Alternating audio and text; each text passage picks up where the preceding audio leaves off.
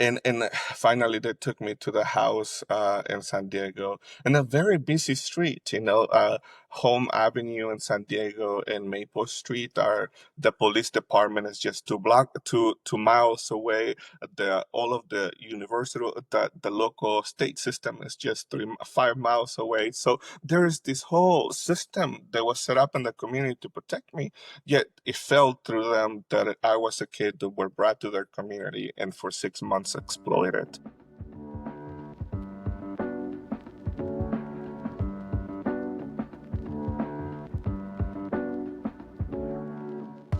Well, Suamhirs, thank you so much for joining me today on the Consider Before Consuming podcast. For our listeners, can we start by having you introduce yourself and the work that you do?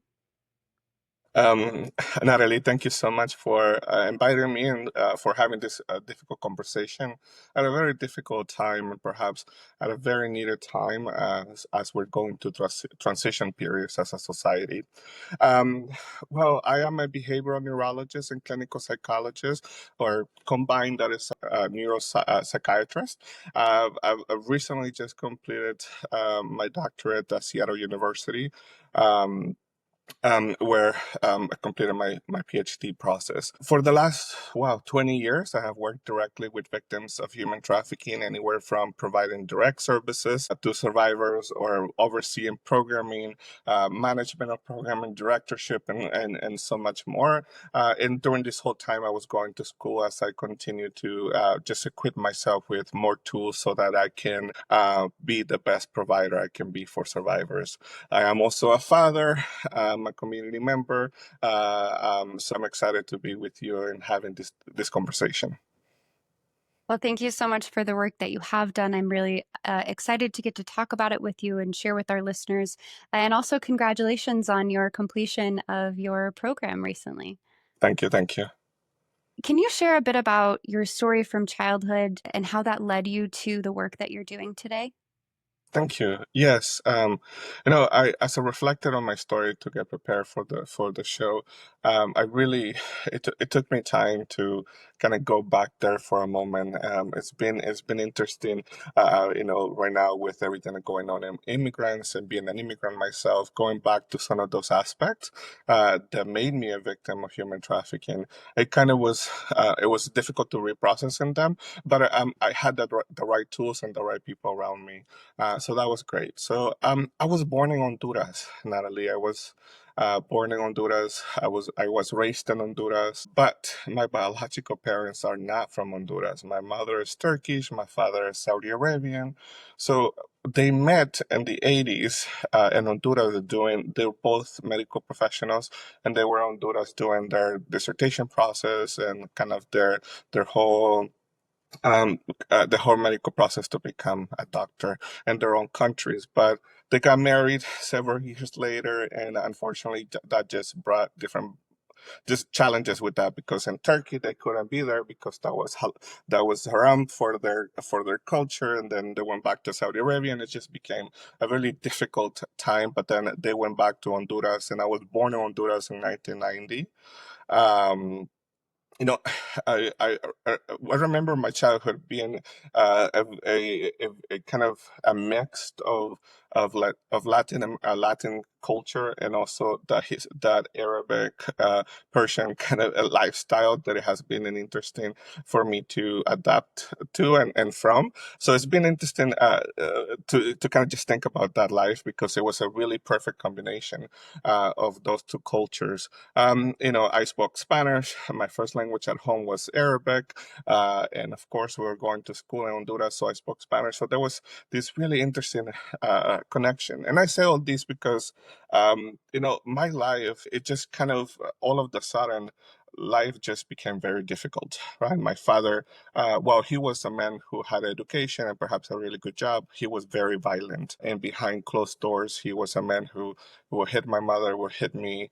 Um, I can focus on one last card that he made in August 10th, 1999. That was the last day that I saw my father, and he tried to cut my eye out. So he grabbed a kitchen knife and took it across my eye. He believed that I didn't have his eye color, so therefore I wasn't his son. I don't know what made him stop, but he stopped and he just left. He left our family, left my mom, left her with four kids, and but unfortunately he had hit her so much in her lower back, before I got in, before he cut my eye, to the point where he left my mother in a wheelchair. And she needed to have a surgery to go back, to replace the disc on her lower back that were broken, or damaged. Um, so I at that time I was born into a culture that I was the oldest in the family. Therefore, it was my responsibility to take care of my family. So I started working. I started doing whatever I could to survive, anywhere from doing taking groceries at the store, or cleaning yards, selling items door by door. And unfortunately, that's where I experienced my first violent act. And was the first time that I encountered a sexual assault. At that time, I was selling items door by door. I was 12 years old, and one day I knocked on the wrong door. Um, it was a very troubled time, because my father had just left 3 years ago. I was trying to pick up my family again, so to have something hurt me this much, I didn't have that time. So I remember going back home. I was lucky enough not to end up dead, as any other kid in my community would have ended up if they had experienced something similar like me. So I went back home and I just took a shower. I went to sleep, and next morning I woke up again like I did every other day, 5 a.m. in the morning. I made breakfast, lunch, and dinner. I left it in the fridge from my brother to heat it up while I went to school. It was just the next day for me. Um, so I didn't have the time to process the first assault in my life and the first moment. So I just continued working. But at that time, I just got a job at a pizza at a pizza place, at a pizza restaurant, and it felt better, right? It felt that you have more people, so there's more protection, and there feels more enclosed, so nothing can happen to you because there's others around. And I love pizza, so it was this really good combination. In January 3rd, 2004, um, I went to work just like any other day. I had turned 14 years old. Kind of life was better because I was in this better environment to work in. And unfortunately, that day I met who would have become my trafficker. These two men came into the restaurant. They sit down, they ate, and about 2 hours later, they left. They left me 100 lempiras. 100 lempiras. It's not much. It's equivalent to maybe $5, $10. But at that time, it was a lot of money. I could feed my family for a whole week with that much money. Right. So I remember being very happy with that. But then around 11:30 midnight that night, it was time for me to go home. I started walking towards the bus stop, the place where I took the bus to go home, and these two men came. They just started walking next to me again, and I realized it was the men I had served at the restaurant. Um, they started at first. It was like, hey, like, do you know a really good restaurant around here? Do you know a bar or something? There was a lot of that in the area, so I thought maybe that was just asking me good questions. But then all of a sudden they started asking me sexual questions, uh, about my body parts, about who I was, and then uh, my spidey sense went on. I knew something was wrong. I started walking faster, and the next thing I know, I had a wet tissue over my mouth, and I had a what I felt like it was a knife in my side. And then to today, I have a scar where the they punctured through my skin as they were trying to um, as they were trying to get me into a van. And that was it. I remember much of what happened. I remember waking up several times. I had what I was an IV in my right arm, and that was when how I was kept sedated. Um, and and it's difficult because not every, to be trafficking doesn't have to have all of these very complex ways that they brought me here with, right? But Right. and there's and so to be a trafficking doesn't have to be doesn't require this much elaboration. But in that moment, these folks were the people who um brought me from Honduras through Mexico to Guatemala and all the way down to San Diego, California. And I remember going through the border. I felt sedated. I felt like I couldn't talk. I felt like I couldn't move. I was drooling. It's like seeing myself from a third person, seeing my body, and that's how they crossed the border. They told the border official that I was sick and that I had a person with developmental disabilities in Spanish, and that's how they got me through the border. Um, and then I passed out again and woke up because a man and a woman were take off all my clothes and they were looking at all my body parts. Again, I felt like it was a meat. I felt like I was something that to buy. And then I realized at that very moment that something was very wrong. I had that wet tissue over my mouth and nose again, and every time they moved me, they would put that tissue. And later on, we found out there was chloroform and other Right. sedative. They can be applied through the nose. And finally they took me to the house in San Diego in a very busy street, Home Avenue in San Diego and Maple Street are the police department is just 2 miles away. The all of the university, the local state system is just 5 miles away. So there is this whole system that was set up in the community to protect me. Yet it fell through them that I was a kid that were brought to their community and for 6 months exploited. It didn't take long to know what they wanted from me. Man, woman came into the room, um, and they all were there to abuse of a child. At first, I didn't fight it. They would give me 3 plates of food a day, and they would give me Viagra and other forms of drugs to keep me sedated. They told me that taking the drugs would help me not feel the pain and the drugs. And they gave me Viagra so that I was always sexually active. And to today, that has affected my heart terribly. As a now a 30-some-year-old man who's looking to establish his life. As I went through these, I started fighting. Didn't want to take the drugs, so then they started to give me 1 plate of food a day, and they will mix the drugs on top of the food. So it just, I had to survive. I had to keep there. What was really difficult to absorb is that they told me that my mom and my 3 brothers, that they knew who they were. They named them, each of them, first and last name, and they told me that if I wanted them to leave, I had to continue. I had to let them do whatever they asked me to do. Um, and that was very deep because for the last 3 years my family, I have been the bread maker. I have been the person who brings their money. I have to bread and the person that have kept them alive, and now again I'm told that the way to keep them alive is to let my body be heard. So it was something. It was really a lot of that process of understanding myself.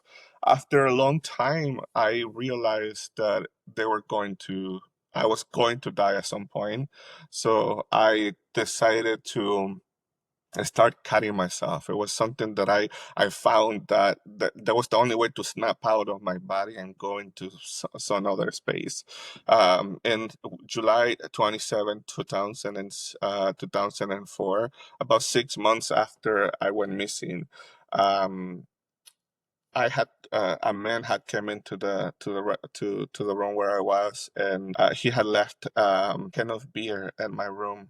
And I fashioned a knife from there, and I remember start cutting myself slowly, um, and it felt like it slowly started go deeper and deeper, but it started going to psychosis, and I started to faint and going back into space. Um, and I there was a signal for me to know that everything was okay. Once the light underneath the door of the room where I was kept, there was no more light there. I knew that it was safe. Knew that I can go to sleep. But that night, it was a different signal. It's that I that was it. That was the day I was going to die. Um, as I started going through these moments of in and out psychosis, I started to hear ambulances, like the noise that I associate with ambulances, and it started getting worse and kind of very loud. And after a while, I can hear, I can hear it's the police. I can hear kind of shouting towards, with one of those megaphones, and you can hear kind of there's a lot of activity there, and then I passed out again and woke up again. And as I was waking up, I can feel the my chest was to the ground, and I can feel like as if horses were breaking down, were breaking through the door, and it started to vibrate in the ground. And as this was happening, I can hear door by door they were breaking them, and they were saying clear and clear, and as they were kind of just going, they were going to the rooms, and then this guy just kind of breaks through the room of where I was kept, and points a gun at me. And I remember this moment, and I was so drugged, and I just don't, I got under the bed. I remember I got under the bed, and he said, "Come out of there. I'm going to help you." I did not speak any English. I did not know, why I couldn't have trusted this man, but I trusted him. And then as I came closer, I realized he was wearing a badge, and he had SWAT and all of those things for the local police department.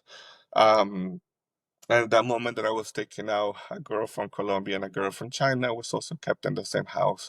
And we were literally just taken 2 miles away to the mid city police department. And from there I went to the hospital, and life just became complicated from there. It just became a spiral. I went into the foster care system, and you have to understand the foster care system is not designed for me. It's designed for you as citizens. Uh, Right. but before I went into a shelter, and then as the shelter were trying to figure out what was going on, immigration custom enforcement or ICE came and picked me up and took me to a detention center in San Diego, and then they sent me down to Texas, where I was then detained at a children detention center, unaccompanied minor children detention center. I passed about 2 to 3 months there. It was a really difficult time because nobody there knew what had happened to me. The police didn't know where I was. They were the, you know they the police in Seattle and San Diego came too late by the time ICE had picked me up. So there was just a lot of miscommunications that led me to be ended up in the system for 2 months before I was sent back to California. Because at this point, I already had become a ward of the state, because I had experienced abuse, abandonment, or neglect, which is the confinement of the law for kids in foster care. So then I had become a ward of the state, so I had to come back to California. And then I went into shelters, group homes, foster homes. I mean, wow, you can imagine. I mean, I was in 21 different placements: group homes, foster homes, shelters. I mean, anything, the whole system. I became really good at knowing the city because I was in so many group homes all over the city in San Diego. Such a really difficult to go through this, but also to understand that the system didn't know what to do with a boy who had experienced so much sexual abuse, and there wasn't a therapy or an evidence-based practice that was specifically for boys who have experienced sexual assault, who had gone through all this and the complexities of trauma, right? So there wasn't that. And at that time, just in 2004, that was just 4 years after the passing of the Trafficking Victims Protection Act, which means that I was one of the first boys to actually to go through the legal system to prosecute somebody for exploiting them. Because at that time, you can there wasn't yet a way for you to to prosecute a trafficker. Um, all of that experience, all of this time, I was told that because of what happened to me, because I had been sexually assaulted so many times, there was no way for me to that I wasn't going to hurt somebody else. So as I was going through college, I decided that I wasn't going to let that happen, and I went into psychology and behavioral health because, in a way, I wanted to catch myself before I became something bad.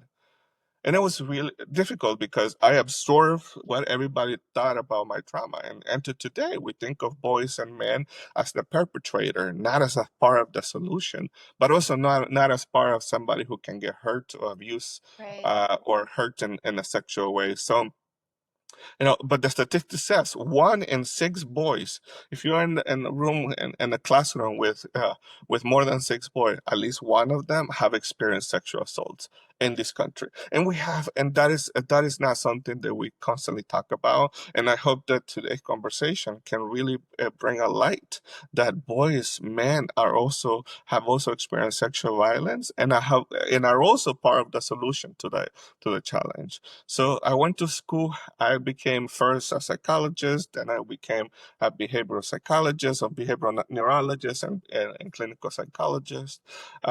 Just with the whole idea of really of helping victims. I wanted to use both that personal experience to say I can. A lot of therapists dream with the idea of saying I can only that they can associate, they can feel the same pain somebody else has felt.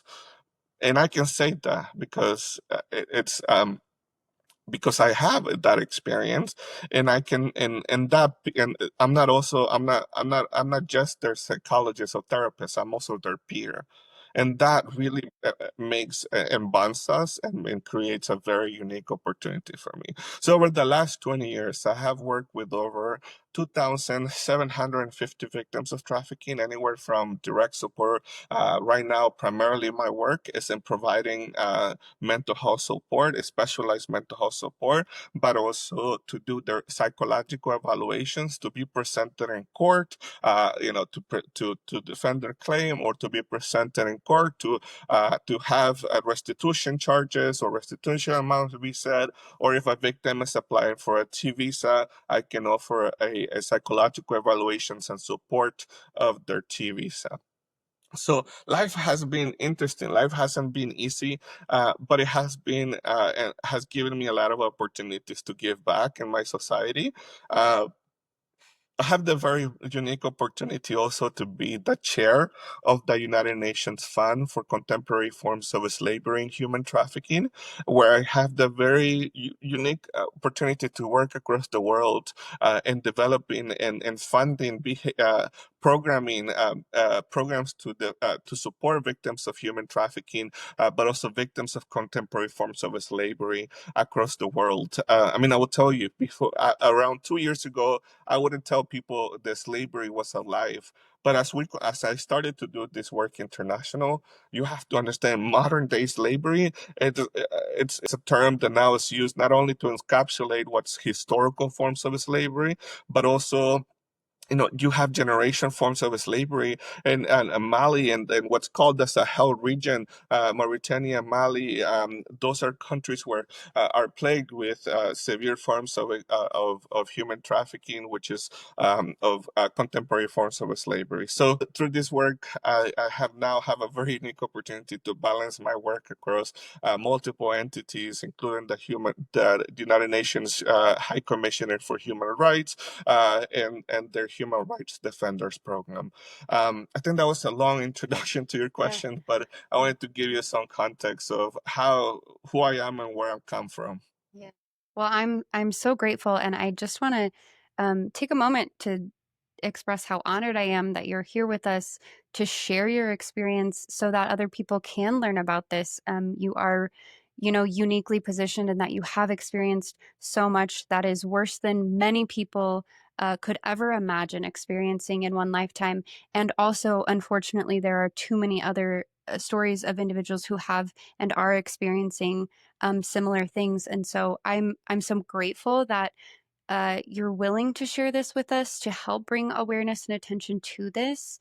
So many individuals don't know that this exists, right? Yes. And hearing from individuals like yourself who have experienced this, especially where, as you pointed out, uh, societally, we do not often consider men and boys individuals who can be harmed by this, who can be victims of this, but also part of the solution. And I am so honored and grateful to be able to have this conversation with you, and for our listeners to be able to learn from you and for your experiences.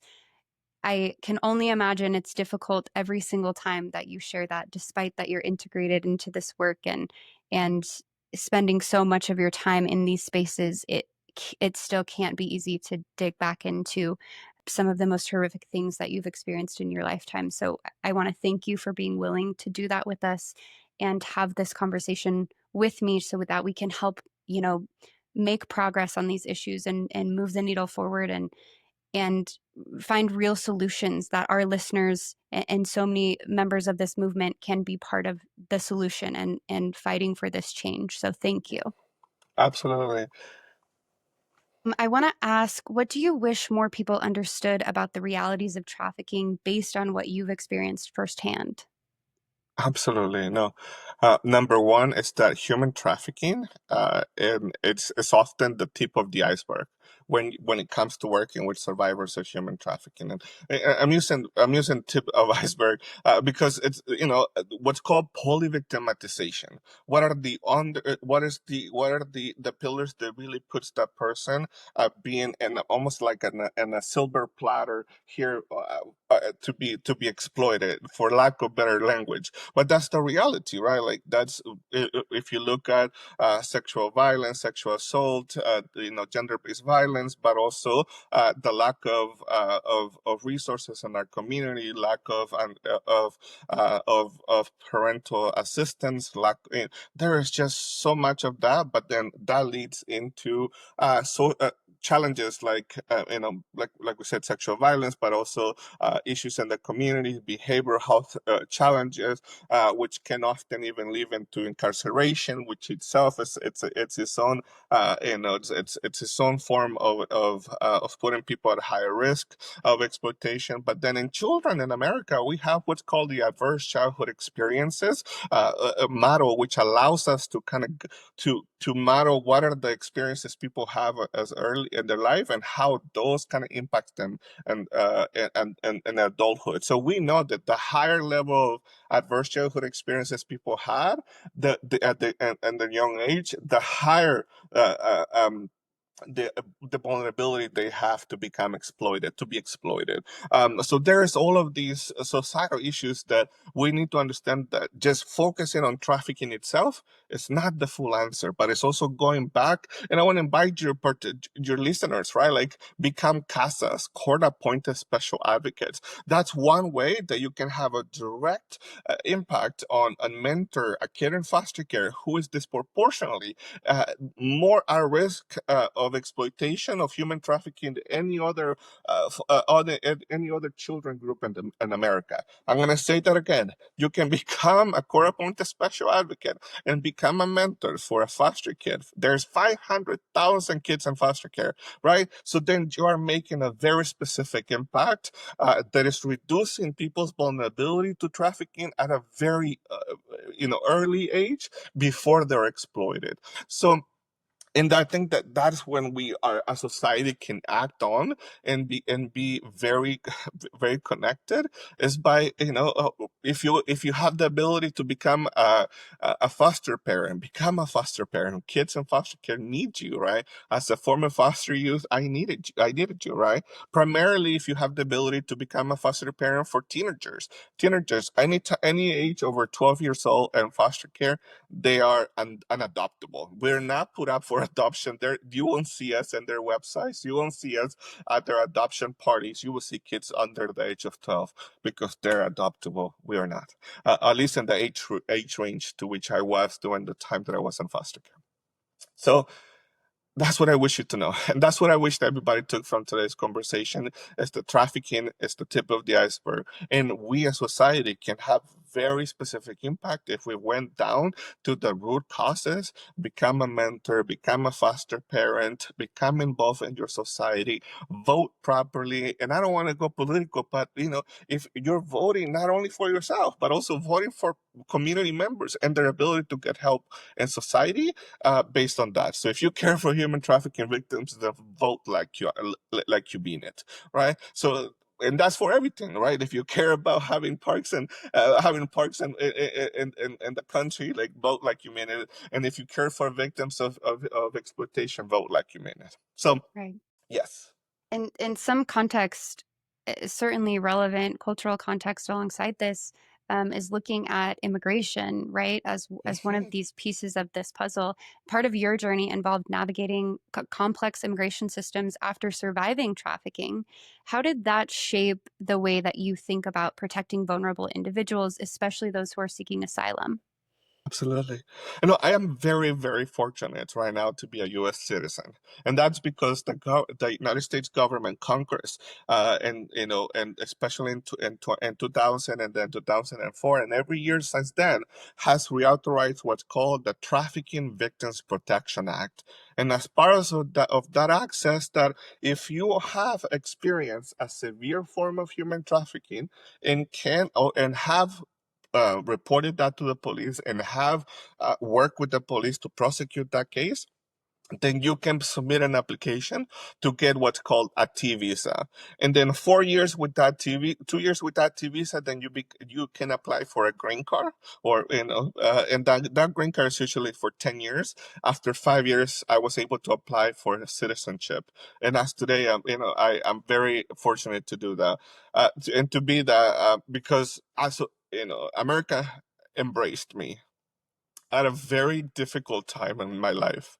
And it's very difficult because I get emotional. But America embraced me at a very difficult time in my life. They could have sent me back. They could have, you know, everything that perhaps you're hearing today, right? Like I wasn't perhaps welcome, or perhaps somebody in my experience may not be welcome. But the reality is this, people seeking asylum and knowing the world, knowing what is it to live in Honduras, what is it to live in Mali or Mauritania, and all of these countries where experiencing civil war.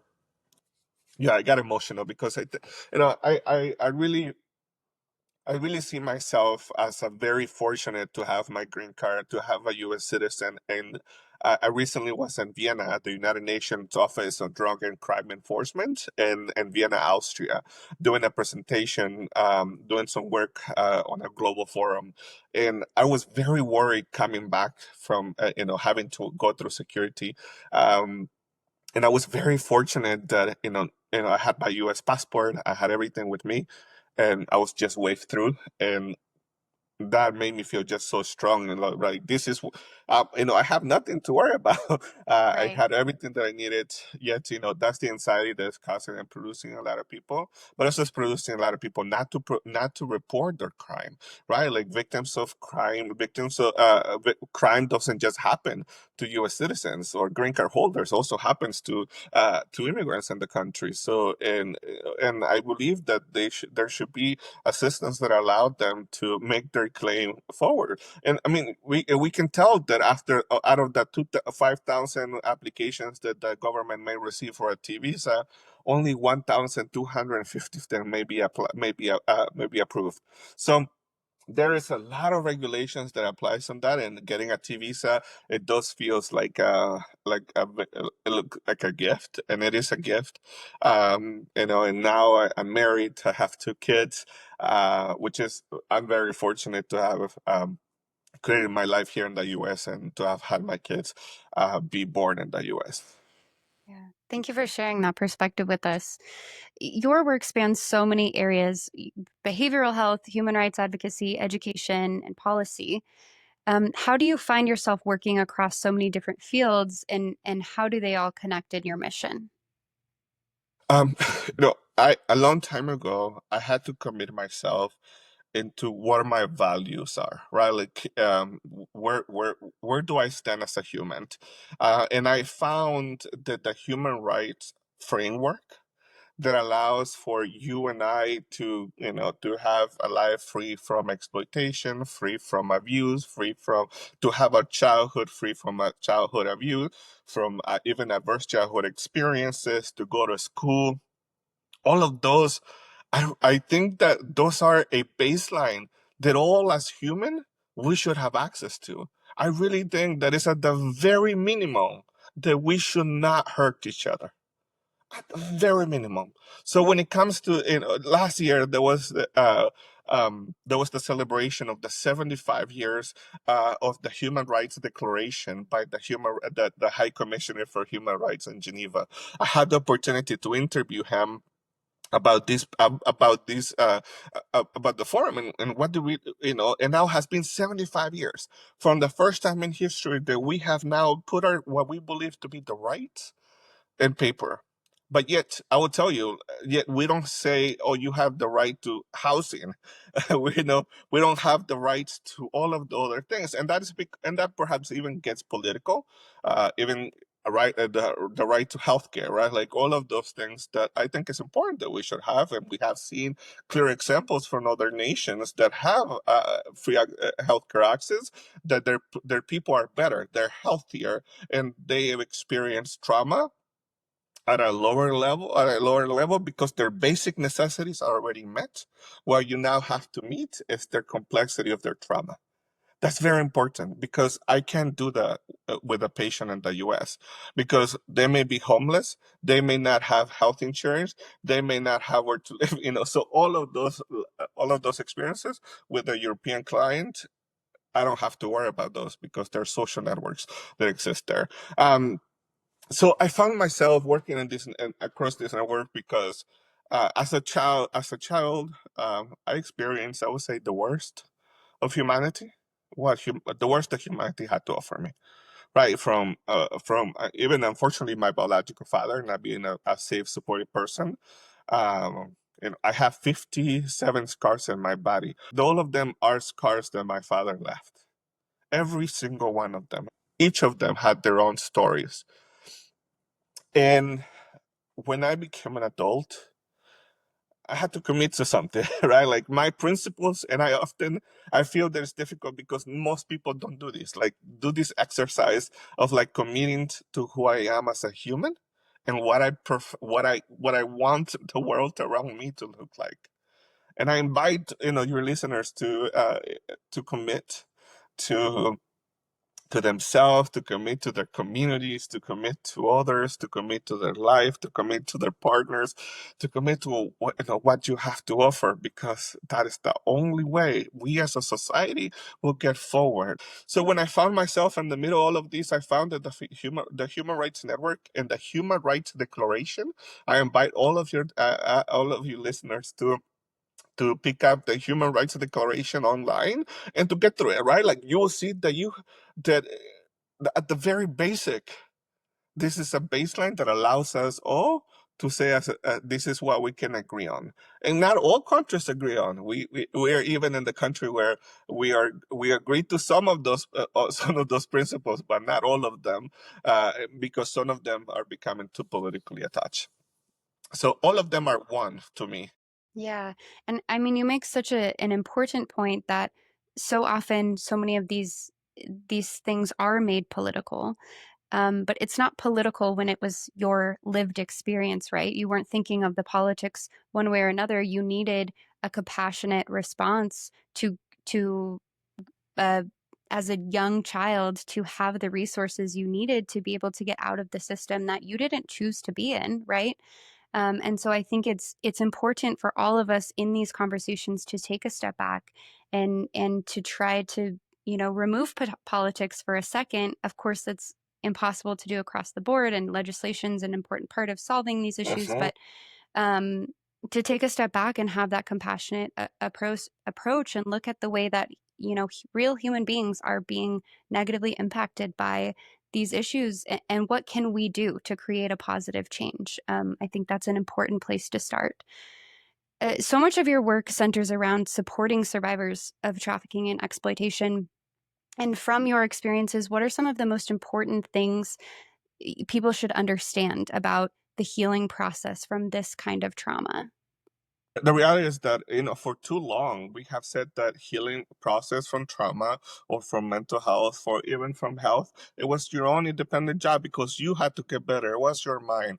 But the reality is that, our societies around the world do not exist without having some form the Maori people, in New Zealand for Arotoa, have a very specific way, for example, that they approach health. They don't see it as different between the mental health and physical health. They see it as all.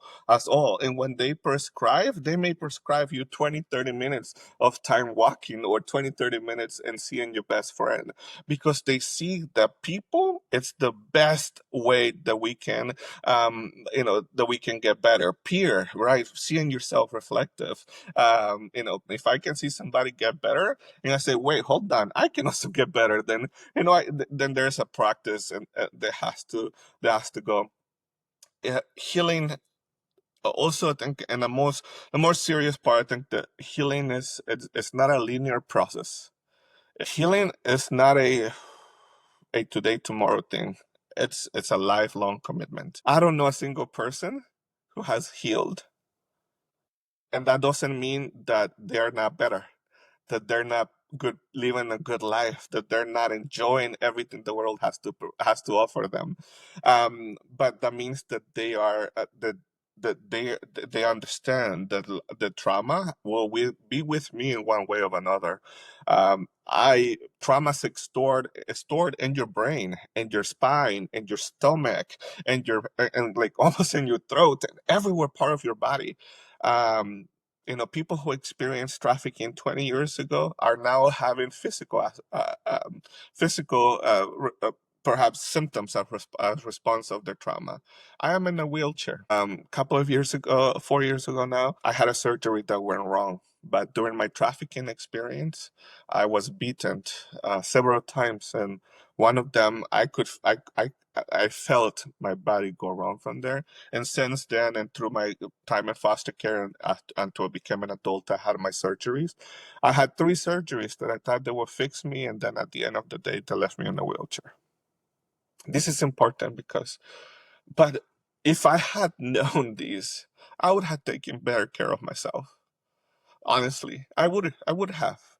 But I think that trauma had been such a thing that was still developing and learning and education that we were still going that we didn't know yet. The trauma had that long-term aspect, and it comes out right and that way. But now we know. So now we can advise people, right? Live a healthy life, walk at least 30 minutes a day. I invite you to walk. Yeah.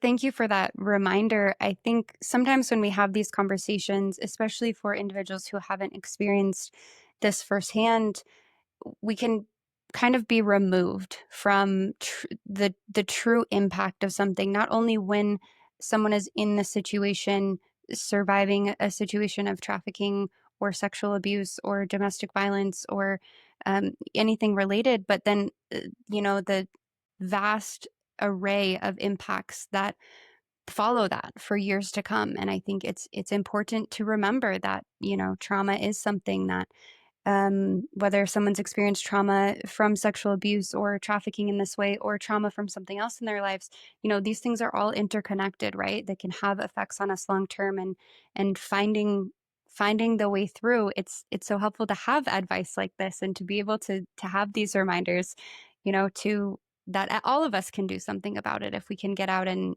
have some sunlight and do some of these basic things, though that won't heal everything, of course, and that won't Facts. take care of everything, but it can help. And having systems in place that support good healthcare and good access to resources that support these things is a great way to help provide the resources we really need to get out of these situations. You talk about, you focus on a lot of innovative approaches to behavioral health. What kinds of approaches or therapies have you seen make the biggest difference for survivors? Yeah, this came out about during my master's program, and I was going to behavioral health or psychology. And I realized, I went to school again, reminding, right, that I thought I was going to become something bad. So I had to kind of catch myself something before that. But I will tell you, 2 years into my school, I realized that what happened to me doesn't determine how I'm going to live my life. And then I learned that evidence-based practices, which are the current way that we provide behavioral health services to people who have experienced trauma, are old. We're working we're working with systems from 1990s, right? Like, I was born in 1990, right? So I know it's plenty of old enough to have the need to be updated. The way, even I realized the way that I experienced trafficking in 2004 is not the same way people are experiencing trafficking today. Why would I be using 2004 solutions in 2025? You can't. It doesn't fit, right? So we have to evolve in the way that we think. However, what's difficult is that, trauma and the treatment of trauma is primarily done within the clinical setting. And everything that has to be clinical has to adhere by certain policies and rules that regulates the way and do no harm, and and within practical by the diagnostical statistical manual and all of those things that really create a complex systems that is very difficult to navigate. So I started looking at at innovative practices, or kind of or evidence-based practices that were yet be in platforms such as like the American Psychology Institute or anything like that, because they're very specific and focused to the crime and to the trauma they have experienced. But then Right. we were able to see, well, what's we can then treat complex trauma, and that is not only in trafficking but also can happen in DV. It can happen in any other aspect, right? Just having a car accident multiple times, that can be complex trauma, right? Like, so Right. there's the very interesting aspect that innovative approaches are the only way that we can have solutions for 2025. I have found that some evidence-based practices like cognitive behavioral therapy, or CBT, yes, cognitive behavioral therapy is a very specific therapy that allows us to focus specifically on the symptoms and and the root causes to their PTSD or trauma, right? Because Right. often, again, it's trafficking is the root, is the tip of the iceberg, but then there are other important challenges that people have to kind of get through in order for them to have to achieve well-being at the higher level. Yeah. Thank you for sharing that. What advice would you give to people who want to better support survivors of sexual exploitation and trafficking in their own communities? Absolutely. I really want folks to do not overthink the solution.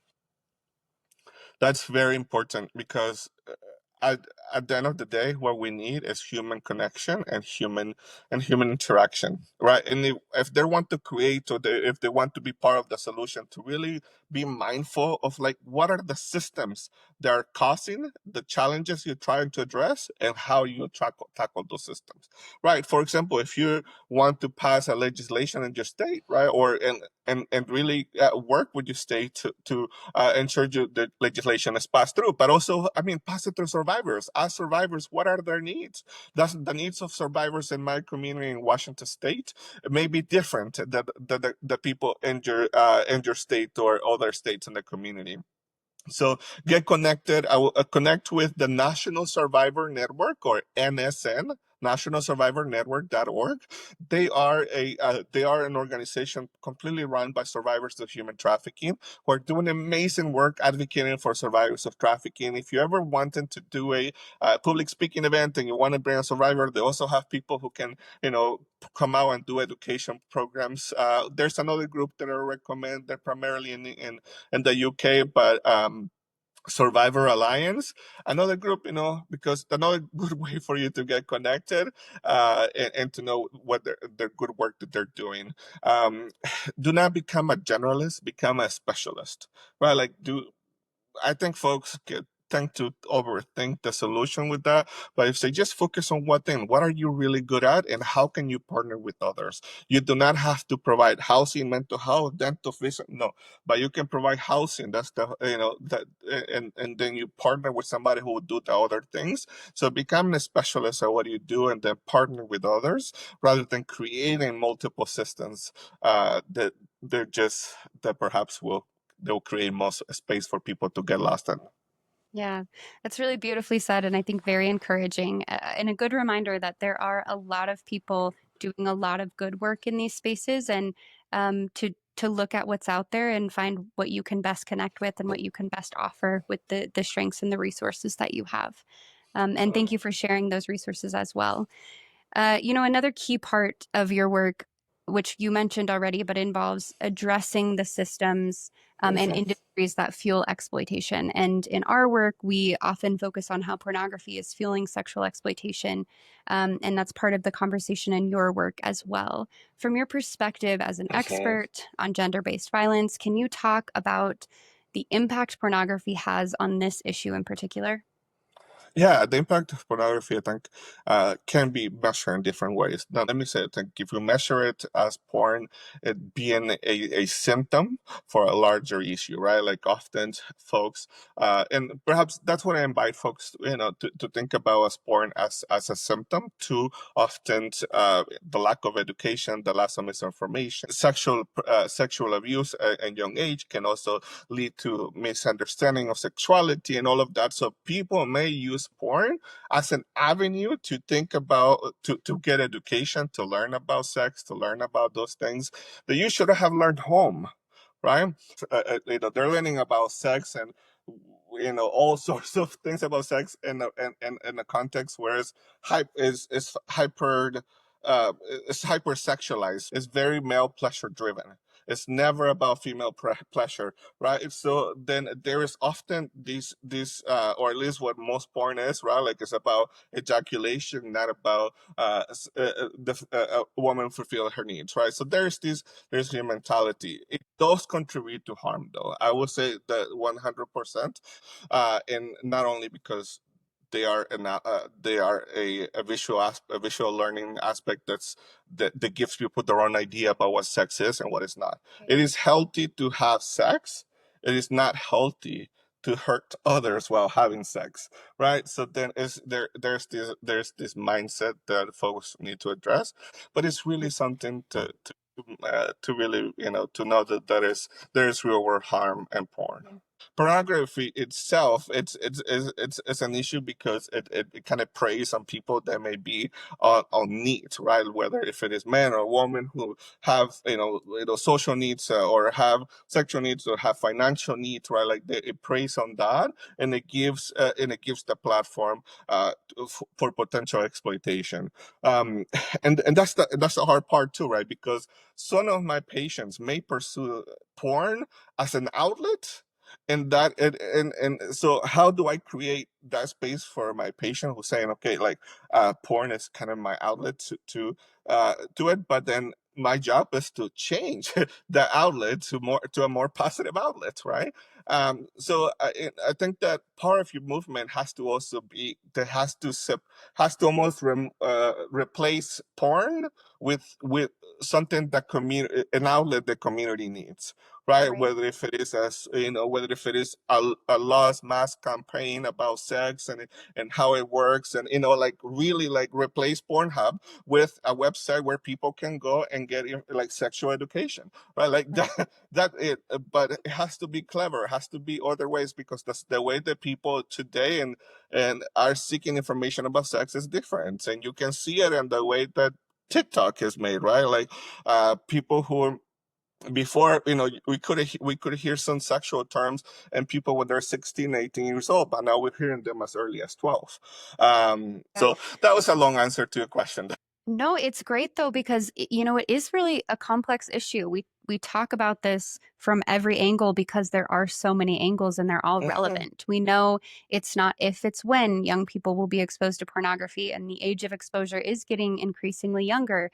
And it's completely normal and natural for kids to be curious about sex and to have questions about sex. And if they're not adequately prepared and their support systems are not adequately prepared to be the ones answering their questions, they are going to search them in the place that they search for answers to everything else, right? So Yeah. it's not just, removing porn and saying porn's the problem. And if we just remove it, everything will be No, better. But it is looking at, why does porn exist in the first place? What are people seeking out with pornography? And then why are and how are we pushing people to stay stuck in the cycle of mhm, consuming something that we know for so many people develops as a coping mechanism, but then becomes, a compulsive habit because of the way that it's designed. And so looking at how can we remove shame from the conversation? How can we break the taboo yes. so that we can have productive dialogue about this and educate people to know, as you mentioned, there could be healthier Mhm, things to replace pornography with. And mhm, you did address this just slightly, but some people believe that pornography is just fantasy and doesn't contribute to real world harm. And I think that's where this issue does get so complicated because, as you mentioned, even if there was a way that we could say all porn is ethically produced, which we cannot say that. There's no. not a way to guarantee that, right? But even if we could, there's still research to show all of the ways that it does promote the harms that you mentioned, Mhm, including, dehumanizing people and objectifying people and affecting our perceptions and attitudes toward mhm, other people and perpetuating, stereotypes that can be harmful. And so that piece is complicated, but the piece that is also relevant to the conversation we are having about trafficking is that we know there is a lot of harm in the production of pornography. We know that individuals are exploited and trafficked into pornography, and not all pornography, of course, but there is a lot of pornography that does involve force, fraud, or coercion, which, as you mentioned earlier, the Trafficking Victims Protection Act does identify as sex trafficking, or yes. with individuals under the age of 18, which so often, younger and younger looking people are what is promoted in pornography. And we know many children are exploited through pornography. So it is Yes. something that's, so multifaceted. And I don't say any of this to shame anyone who has consumed pornography, but it is something that's an issue worth addressing to say, some people want to consume it only as fantasy, but unfortunately, there are other pieces of this where other people are being harmed and exploited that we can't ignore, and we have to look at all of the pieces. Yeah, and I even invite listeners or even those who have consumed pornography, like, what are you trying to fulfill? Yeah. And I appreciate this conversation so much. And I do also want to go back to shame just for a Mhm, moment. We've mentioned, how shame is problematic in this yes. fight against these issues throughout this. But can you speak a little bit to what role shame plays in driving people toward compulsive behaviors like pornography, but other things as well? Yes. Shame is a learned behavior. You learned it. You learn it from somebody, and usually comes from from your infancy. Comes from the time, from the ways they and a shame actually is learned in many ways. But let me give you an example. It's like, let's say you have a fear of dogs, and you are walking down the street with your daughter, and you see a dog coming directly to you. What do? You grab your daughter and cross the street. What do you just teach them? Dogs are scary when crossing the street, right? So it's a learned behavior. So when it comes to shame, it's something that we need to tackle and as we understand our individuality and what makes us, right? Shame is your nervous system way of telling you something is up, right? So that I don't feel at place, that you don't feel at place where you are, because it's outside what you feel comfortable with, outside of where your box is. Your box often defines where shame ends and where shame begins. And your box is designed by culture, by your family, by your needs, and by all of that. And often you see, if your box does not include about talking about sex, your box will then include porn. If your box does not include about safety, sex, and information sharing and learning about sexual education, or if you don't have good family interactions or somebody who give you give you good access to information, then porn will replace that role. Those porn has to be it doesn't have to be the only thing that they replace them, and that is where other people, right, like other information can come handy to replace porn. However, I think as a society, we need to address the larger issue that sex is normal. Sex is, but what is not is violence, right? Like sex is normal. Being violent or hurting someone during sex is not normal. And as you continue to express that, right? Like, I mean, shame is something uh that you battle with as you go through life. Yet there's ways that if you can build on the principles, right? Like the more clear you are in your values, principles, and that will give you the onset, the baseline to which you can say, okay, like I don't say need porn, but often folks will say that they need porn because there is a need that they're fulfilling. What is that? I mean, often that need is it's not only even just the sexual need, but it's often could be childhood trauma, could be depression. Even having sex could be their 30 minutes of walking, right? Like could be those things, and it's healthy, but it's not healthy again when someone is being hurt, and that is where shame lives. And that very kind of need not even need balance of what is my box and how is my box comprised of information or misinformation, and how that leads me into seeking porn or into seeking sexual education outside the home. I do think that sexual education starts at home. It goes into school, goes into college, and then that gives us a good foundation so that as adults we can set our values or however we would like them, and then not deal with shame as we go through uh, b- um, life's experiences. Yeah, that's beautifully said. And, I want to ask, with everything you have experienced, and it's clear you've made so many very conscious choices to pursue the path that you're on now and to lead with the values that you have. But even with the very hopeful place you operate from, you've experienced some of the most difficult things, and you're working with individuals who you're regularly hearing some of the most difficult, unimaginable things. What gives you hope to keep going? What gives you hope for the future?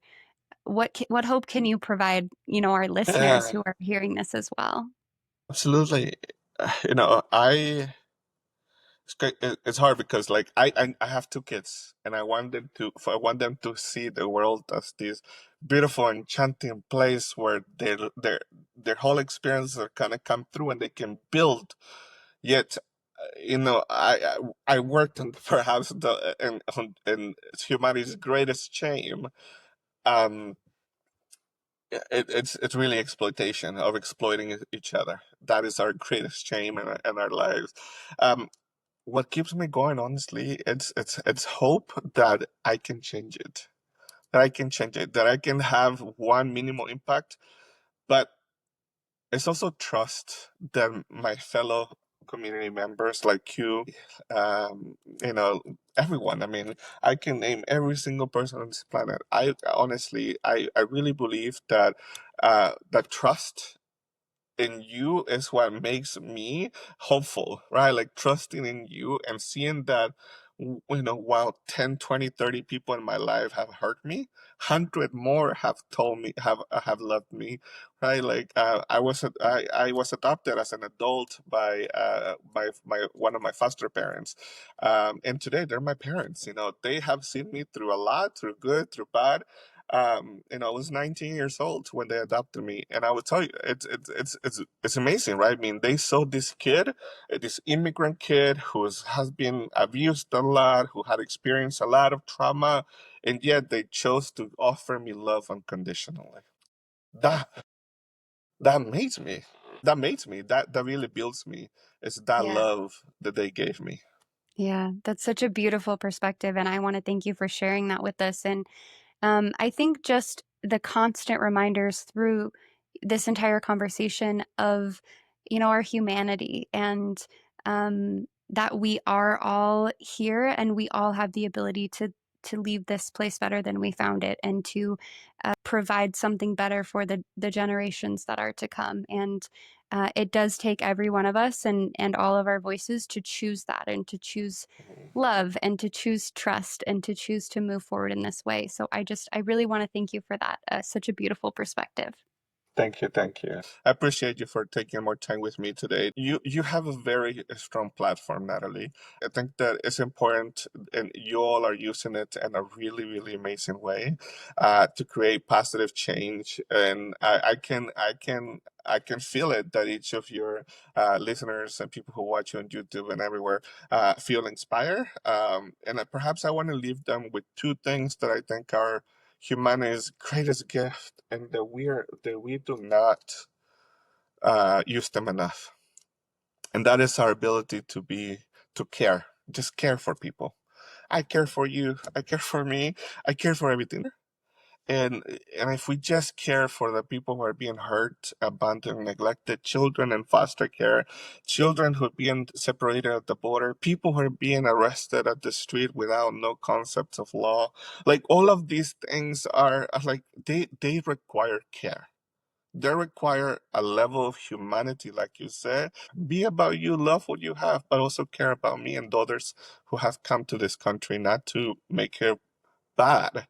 It's to make it great, to make it better, right? It's not to say that it wasn't good before. It's to say there's always room for improvement. That's the last thing I will say. Go with life with grace. Grace is it's the greatest gift.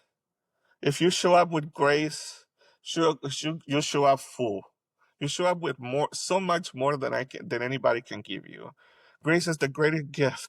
To not assume that I mean something bad by what I said, or perhaps not assume that somebody is coming to you because they have something. Like, grace is such a beautiful feeling, and the grace to yourself. Be graceful with yourself. Give yourself that moment, that time to sit down and understand, this is what I need, this is what I'm seeking, whether if it is in porn, whether if it is in other addictive behaviors, or anything else that is challenging your life. Like, be graceful to yourself. Go there, but go there with grace. You've rendered me speechless. I want to thank you again so much, both for those beautiful words to end on, and also for the time and capacity you've given us today. I know that this conversation matters and is important for our listeners to hear, and I hope it will spark additional conversations and additional action, from those who care, from those who are part of this movement, who can help us create change. So thank you so, so much. And for any of our listeners, if they want to learn more about you or any of the work that you do, is there anything else you wanted to share before we wrap up? Yes, please. I'm always around and happy to have any conversations folks may want to have. You can find me on LinkedIn by my name, Dr. Suamhirs Piraino-Guzman. Um, this conversation, I think it will bring, hopefully, it will spring out a lot of emotions in you. Please take care of yourself, especially if you're a boy, and then after hearing me, you feel like you need to talk to somebody. Talk to somebody, ask for help, and hopefully you get what you need. Thank you. I can't tell you how grateful I am personally for this. So thank you. And I'm so glad that you exist in this world and that you are doing this work. And I can't wait to continue to follow you and see what more you do. So truly, Yes, thank you. kindly. Thank you so much. I appreciate your words, and thank you all very much for having this conversation.